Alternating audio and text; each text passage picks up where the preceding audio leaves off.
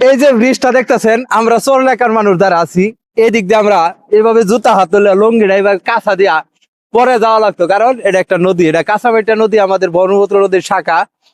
এই ব্রিজটা হওয়ার আগে আমরা চর এলাকার মানুষ খুবই দুর্ভোগে ছিলাম, আমরা একদম দরিদ্র ছিলাম।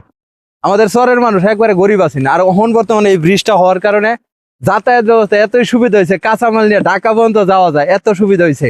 আমার সাথে আসেন, আরো দেখাই। নৌকা চলতো এক সময় আমাদের, এই যে এই দিক দিয়ে নৌকা চলতো, মানুষ নৌকা দিয়ে পারাবার হইতো। আর বর্তমানে ব্রিজটা হওয়াতে আমাদের মানুষের জন্য, চরের মানুষের অনেক উপকার হয়েছে। কার কার এলাকায় এরকম ব্রিজ হওয়াতে উপকার হয়েছে, এলাকা উন্নয়ন হয়েছে, একটু জানান কমেন্টে। যদি না জানান আমি কি তা করতাম।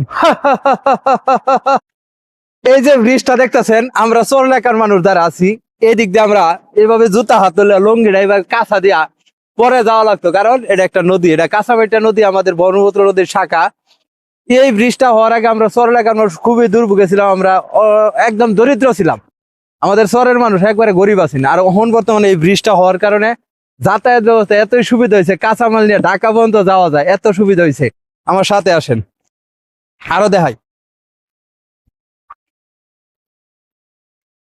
নৌকা চলতো এক সময় আমাদের, এই যে এই দিক দিয়ে নৌকা চলতো, মানুষ নৌকা দিয়ে পারাবার হইতো। আর বর্তমানে ব্রিজটা হওয়াতে আমাদের মানুষের জন্য, চরের মানুষের অনেক উপকার হয়েছে।